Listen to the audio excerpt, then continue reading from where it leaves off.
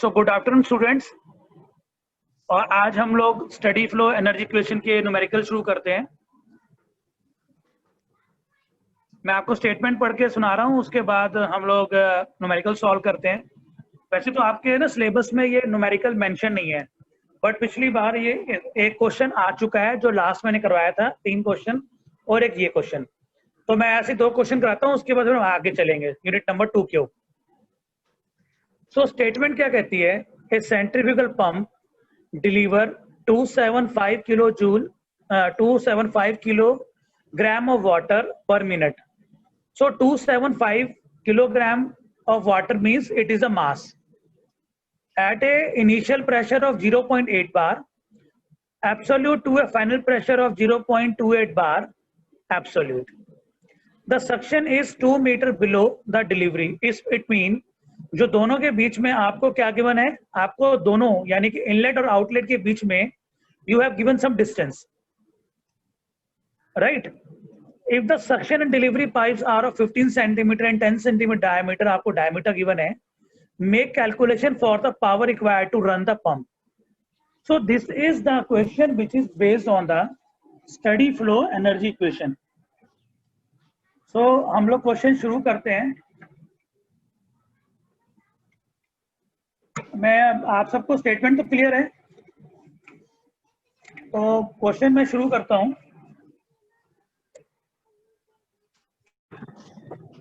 तो मैं white board के ऊपर एक क्वेश्चन शुरू करता हूं।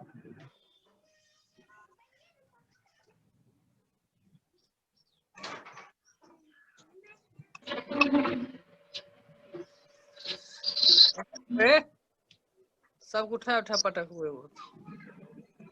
कोई आवाज नहीं करे भाई।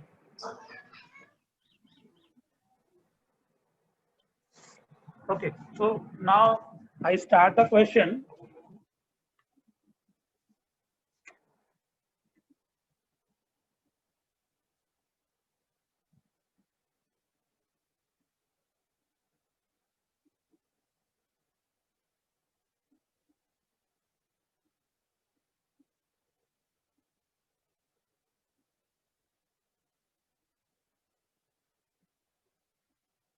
ओके, सो ऐसे क्वेश्चन में मैंने आपको पहले भी बताया है, सबसे पहले न्यूमेरिकल में हम लोग क्या करेंगे, हम लोग लिखेंगे क्या गिवन इस क्वेश्चन के अंदर। सो मैं स्टेटमेंट पढ़ता हूँ, फिर लिखते हैं गिवन क्या क्या है। A centrifugal pump delivers 2750 kilogram of water per minute. So you have given m mass. Mass is equal to 2750 kilogram per minute. Okay. So this is the mass which is given in this question.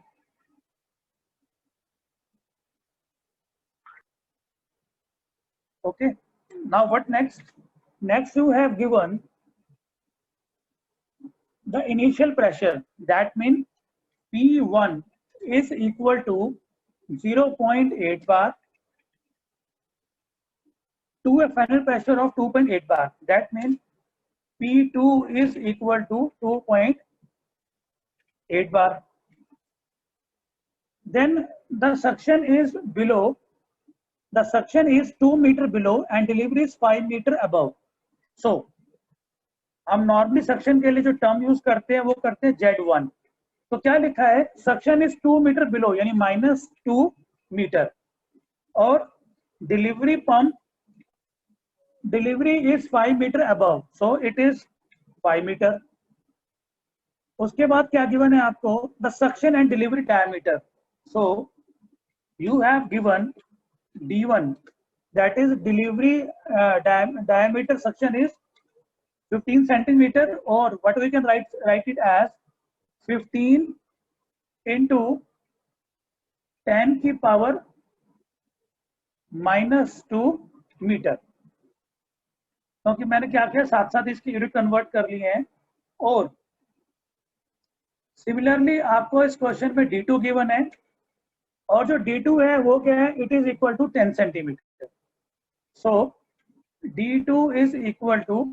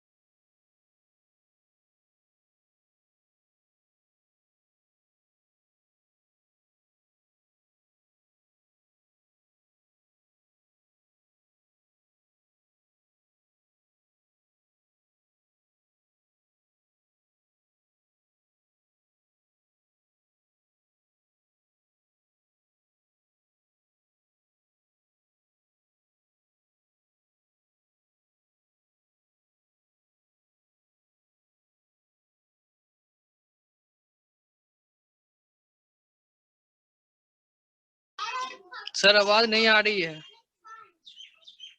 Okay okay okay, सो हम study flow energy equation लिखेंगे, क्या होती है वो,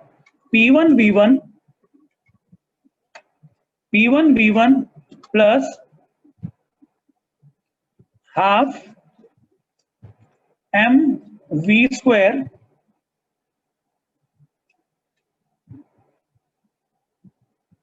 ठीक है बच्चों। उसके बाद क्या होती है, और क्या होता है इक्वेशन में, एक तो P1V1 वर्क हो गया, देन हमारा वो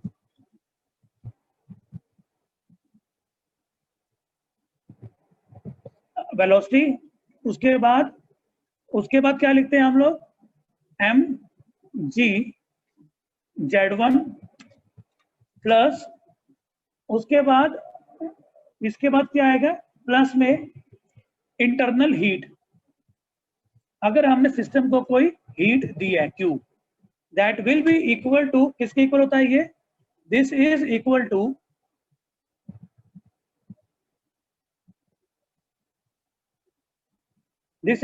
to P2V2 plus half mv2 का स्क्वायर प्लस gz2 और plus w। Now this is our equation. अब हम क्या करते हैं, इस पूरी इक्वेशन को मास से डिवाइड कर देते हैं। हमने क्या किया, इस पूरी इक्वेशन को मास से डिवाइड कर दिया। अब V1/V स्मॉल v, मैंने आपको बताया था ना, ये क्या बन गया, स्पेसिफिक वॉल्यूम, यहां से मास कैंसिल हो गया, यहां से मास कैंसिल हो गया, और ये कैपिटल Q बन गया, स्मॉल q बन गया। उसके बाद यहां पर कैपिटल V स्मॉल v बन गया, प्लस में हाफ, यहां से m कट गया, यहां से भी मास कट गया, और कैपिटल W बन जाएगा स्मॉल w। ये इक्वेशन को हमने पर यूनिट मास में कन्वर्ट कर लिया। ओके, चलो अब चलते हैं आगे। उसके बाद what is specific volume, volume per unit mass. Specific volume क्या होता है, वॉल्यूम पर यूनिट मास, और डेंसिटी क्या होती है, मास अपॉन वॉल्यूम। इसका मतलब आप इसको क्या लिख सकते हो, यहाँ पर हम लोग लिख सकते हैं डेंसिटी, और डेंसिटी का सिंबल क्या होता है, उसका सिंबल होता है रो।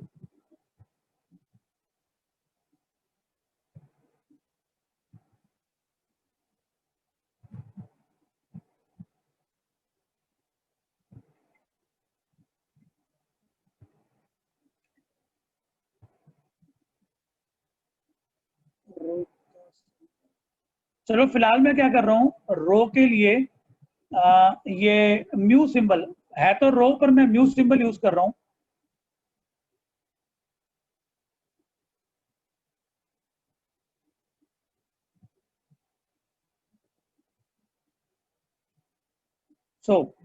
मैंने फिलहाल रो की जगह पे म्यू सिंबल यूज किया है। P1 रो1 प्लस हाफ V1², और ऐसे ही क्या होगा, यहाँ पर भी क्या हो जाएगा, डिवाइड में नीचे ले आया ना मैं, तो यहाँ पे आएगा रो। तो P1 मैंने क्या किया, डेंसिटी को उल्टा कर दिया, स्पेसिफिक स्पेसिफिक वॉल्यूम को, और स्पेसिफिक वॉल्यूम जो होता है वो क्या होता है, वो डेंसिटी का अपोजिट होता है। ओके, अब एक होती है कंटिन्यूटी इक्वेशन, आप लोगों ने पढ़ी होगी उसमें फ्लूइड मैकेनिक्स के अंदर। तो अगर नहीं भी पढ़ी तो कंटिन्यूटी इक्वेशन क्या कहती है, अकॉर्डिंग टू कंटिन्यूटी इक्वेशन हम लोग नॉर्मली जो है वो फ्लूइड मैकेनिक्स में पढ़ते हैं, उसके अकॉर्डिंगली क्या होता है, मास इज इक्वल टू रो1 इनटू में A1 इनटू में वेलोसिटी, और दैट इज इक्वल टू रो2 A2 और V2। आगे हमारे पास कंटिन्यूटी इक्वेशन आ गई। So water is incompressible and does not experience any change in density. तो हम जानते हैं जो वाटर की डेंसिटी है वो कितनी होती है, 1000 किलोग्राम पर kg। अब हम क्या करेंगे, जो हमारे पास ये फॉर्मूला है ये वाला, m is equal to mu one A1 V1, हम इसकी हेल्प से यहाँ पर V1 और V2 कैलकुलेट करेंगे।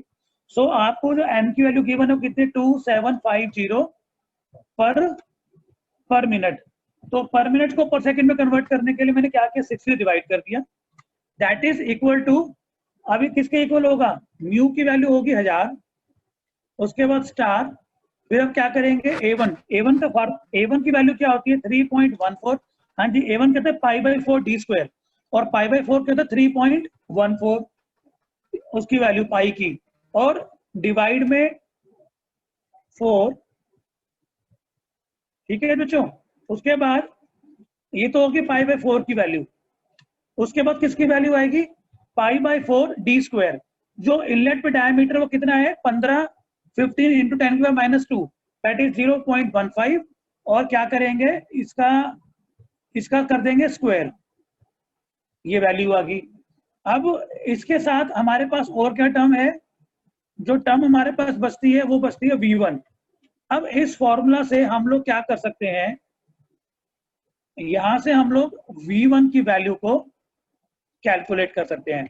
जब आप इसको सॉल्व करेंगे तो वहां से जो V1 की वैल्यू आएगी वो आती है हमारी 2.59 मीटर स्क्वायर मीटर पर सेकंड। ओके, यहाँ से V1 की वैल्यू आ गई। सिमिलरली अगर हम इसी फॉर्मूला के अंदर वैल्यू पुट करें तो वहां से आप लोग क्या कर सकते हो, V2 की वैल्यू भी कैलकुलेट कर सकते हो, और जो V2 की वैल्यू आएगी वो 5.84 मीटर पर सेकंड। ओके, इस तरीके से हम लोग क्या कर सकते हैं, V1 और V2 की वैल्यू कैलकुलेट कर सकते हैं।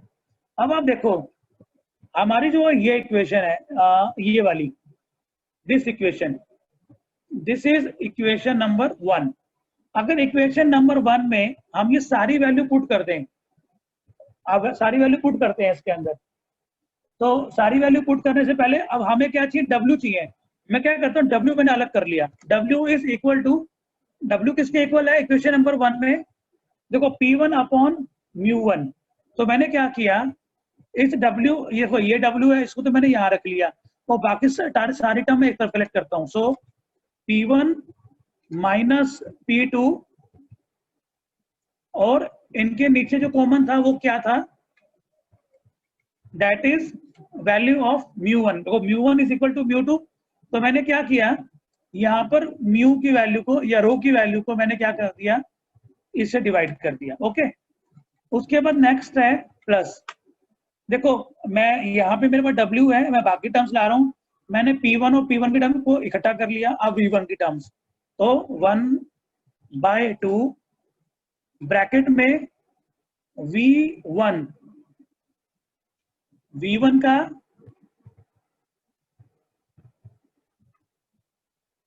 V1 का स्क्वायर, उसके बाद माइनस V1 का स्क्वायर माइनस में V2 का स्क्वायर, ये मैंने वैल्यू कर दी। उसके बाद मैंने क्या किया, ये टर्म इकट्ठी कर ली। अब मेरे पास क्या बची वैल्यू, मेरे पास वैल्यू बची उसकी Z1 की, तो G ब्रैकेट में Z1 माइनस में Z2 आगे वैल्यू, और प्लस में वैल्यू आएगी किसकी, Q की, आगे सारी वैल्यू। अब मैं क्या करूंगा, इसके अंदर सारी वैल्यू पुट कर देता हूँ। अब P1 की वैल्यू क्या दे रखी है हमारे को, P1 की वैल्यू दे रखी है 0.8 माइनस P2 की 2.8। इसको किससे डिवाइड करेंगे इस वैल्यू को, हाँ जी बच्चों, इसको डिवाइड करेंगे म्यू की वैल्यू से, और म्यू की वैल्यू इस क्वेश्चन में क्या गिवन है आपको, जो म्यू की वैल्यू इस क्वेश्चन में गिवन है दैट इज 1000।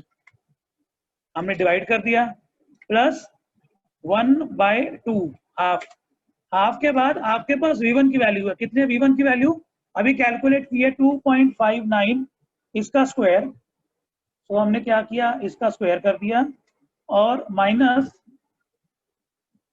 में V2 की वैल्यू कितनी है 4.84, इसका स्क्वायर कर दिया। ओके, इसका स्क्वायर कर दिया, उसके बाद ब्रैकेट क्लोज। अब हमारे पास किसकी वैल्यू बची हुई है, प्लस G की वैल्यू होती है 9.81, ब्रैकेट में Z1 की वैल्यू क्या है -2। ठीक है, Z1 की वैल्यू क्या दे रखी है हमें -2, और Z2 की वैल्यू दे रखी है +5। हम क्या करेंगे यहाँ पे Z2 की वैल्यू जो है वो पुट कर देते हैं। Z2 की वैल्यू क्या है -5 और प्लस क्यू की वैल्यू है ही नहीं तो +0। अब हमारे पास सारी वैल्यूज आ गई। देखो हाँ एक चीज रहेगी, जो वैल्यू यहाँ बार थी ना, बार को न्यूटन पर मीटर स्क्वायर में कन्वर्ट करने के लिए क्या करेंगे, स्टार 10⁵ इससे क्या किया हमने, इसको मल्टीप्लाई कर दिया। अब हमारे पास सारी वैल्यू आ गई। 0.8 × 10⁵ माइनस 2.8 × 10⁵ बाई 1000 प्लस 2.59 का स्क्वायर माइनस 5.84 का स्क्वायर बाई 2 प्लस 9.81 -2 -5। अब आपने क्या करना है, इस पूरी वैल्यू को सॉल्व करना है। जब आप सॉल्व करेंगे हमारे पास जो W की वैल्यू आएगी वो आएगी -282,370 सॉरी, जो वैल्यू आएगी -28.37 जूल पर केजी। सिर्फ मैंने क्या किया, इसको सॉल्व कर दिया। नेगेटिव साइन का मतलब क्या है कि जो हमें सिस्टम के ऊपर वर्क करना पड़ रहा है, ओके, बट हम जो चाहते हैं हमें क्या कैलकुलेट करना है, ये जो वैल्यू है वो स्मॉल w की है, क्योंकि इसका यूनिट क्या है, किलो जूल पर केजी। पर हमें क्या कैलकुलेट करना है, वर्क अपॉन में time. So power is equal to, work की वैल्यू आ गई हमारे पास -282.37 और इसके यूनिट क्या है हमारे पास, जूल पर केजी, ठीक है। पर दिक्कत क्या है, हमें जो वैल्यू चाहिए वो किस में चाहिए, हमें जो वैल्यू चाहिए वो चाहिए पावर में। पावर की यूनिट क्या होती है, किलोवाट। तो हम लोग क्या करेंगे, इसको मल्टीप्लाई करेंगे मास से। और मास की वैल्यू क्या होती है, मास की वैल्यू थी इसके अंदर शुरू में, हाँ जी, मास की वैल्यू दे रखी है 2750 और पर मिनट को हमने पर सेकंड में कन्वर्ट कर लिया। अब देखो यूनिट लिखे थे हमने जूल पर केजी, और जो मास के यूनिट थे वो क्या थे, किलोग्राम पर यूनिट सेकंड।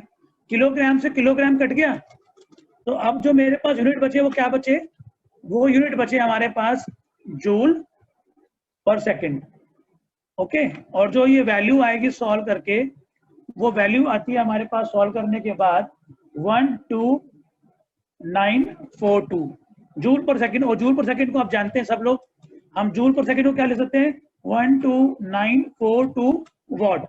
और नॉर्मली जो हम टर्म यूज करते हैं वो होती है kilowatt, 12.94 kilowatt. Now this is the work required by the motor, 12.94 kilowatt. और इसका साइन माइनस, माइनस का मतलब क्या हुआ कि हमें इतना वर्क उसके ऊपर करना पड़ेगा।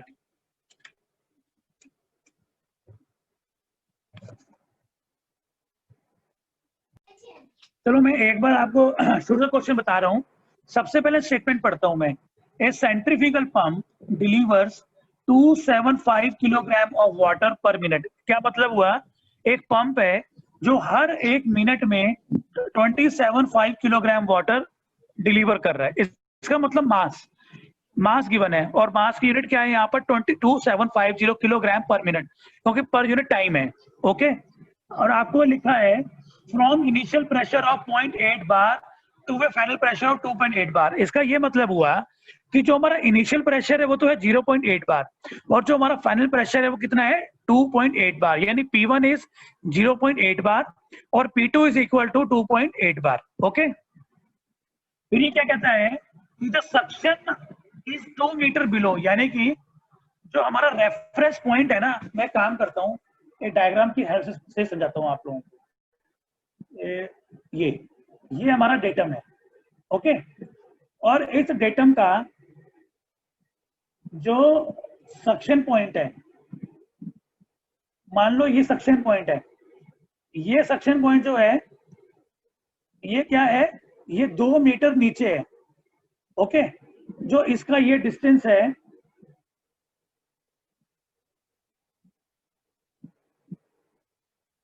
ये डिस्टेंस है वो कितना है, 2 मीटर है। ओके, सिमिलरली जो इसका जो आउटलेट है, यानी जिससे जो पंप ये डिलीवर कर रहा है, तो जो इसका आउटलेट है वो क्या है, इससे 5 मीटर ऊपर है। ओके, तो इसकी जो हाइट है वो है 5 मीटर। अब आप समझ गए, ये जो इसका सक्शन है, सक्शन तो जो है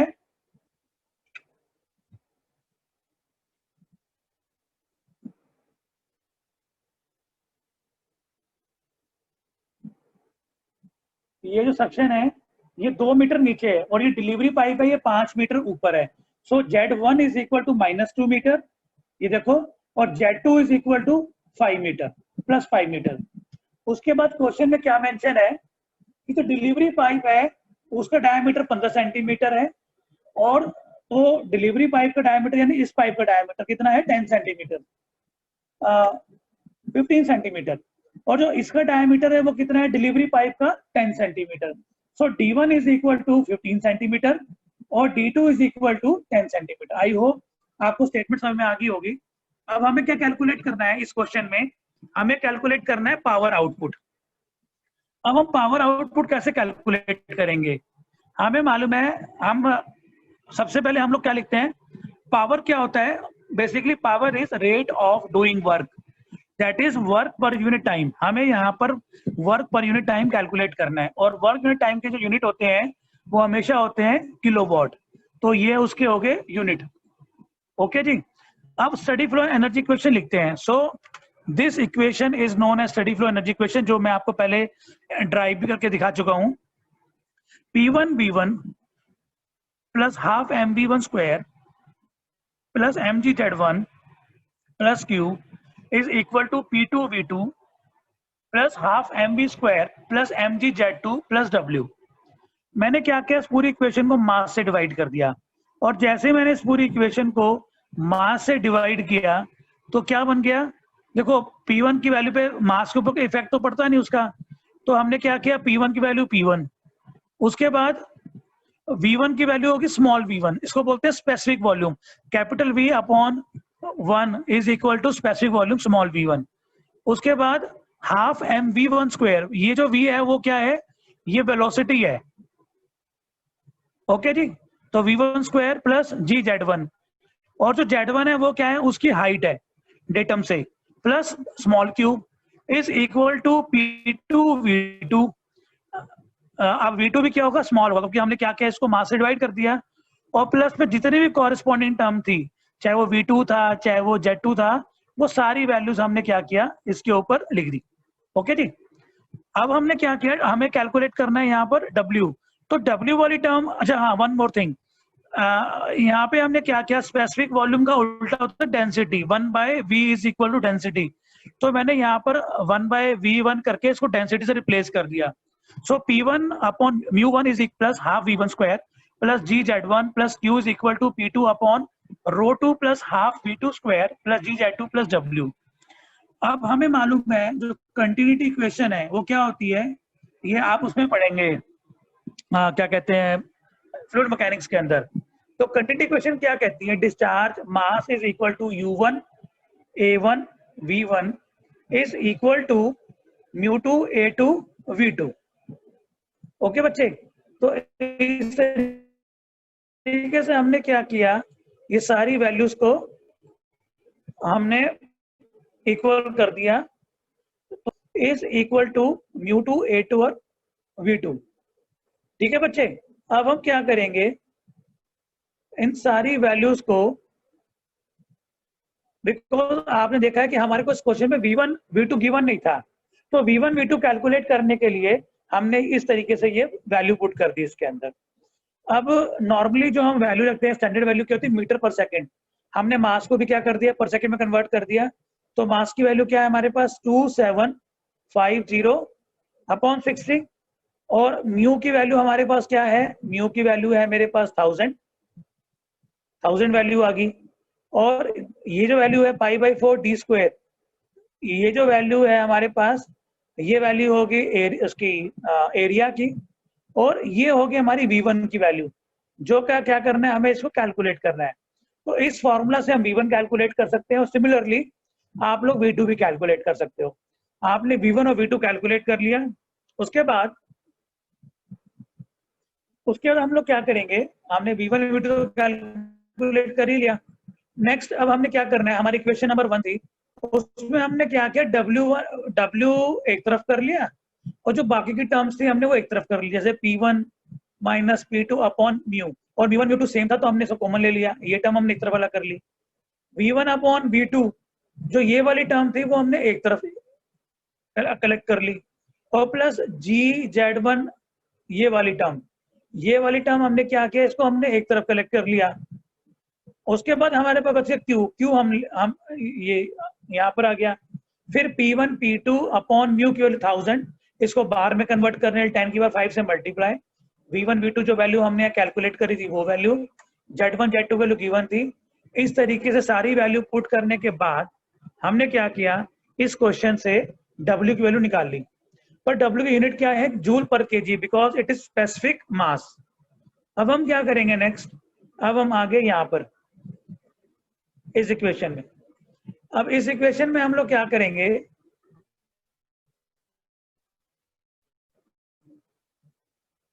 इस इक्वेशन में मैंने क्या किया, यहाँ पे वर्क पर यूनिट टाइम था, वर्क की वैल्यू पुट कर दी, उसकी यूनिट थे, तो क्या किया, इसको मास से मल्टीप्लाई 2750 बाई 60, तो जूल पर केजी और किलोग्राम पर सेकंड, जब इसको सॉल्व किया तो क्या बन गया, 12942 जूल पर second, 12942 that is equal to minus 12.94 kilowatt. तो इस तरीके से हमने पावर कैलकुलेट कर ली इसको। जैसे आप अभी बच्चे कह रहे हो ना, तो मैं क्या करता हूँ आपको दोबारा समझाता हूँ एक बार। यहाँ से देखो, ये फार्मूला पुट कर दिया, P1 V1 plus half V1 square plus GZ1 plus U1 plus Q is equal to P2 V2 plus half V2 square plus GZ2 plus U2 plus W। This is steady flow energy equation. Basically हमने क्या किया, हमने study flow energy equation के अंदर ये value put कर दी है। Okay, जैसे आपने ये वैल्यू पुट करी, मैंने क्या किया, जो टर्म्स नहीं गिवन है, जैसे कि Z1 नहीं गिवन 0, W नहीं गिवन है 0, और U1 P1 V1 that is equal to H1, हमने क्या किया, ये सारी वैल्यूज इसके अंदर पुट कर दी, और पुट करके मैं Q निकाल लिया और बाकी वैल्यू अलग कर दी, H2 minus H1 plus half V2 square minus V1 square. अब मैंने क्या किया, सिर्फ इनकी वैल्यूज को पुट किया और पुट करके सॉल्व कर दिया, आंसर आया minus 1974.75 kilo joule per KG. मैं आपको ये वीडियो भी शेयर कर दूंगा। आपने करना क्या है बच्चे,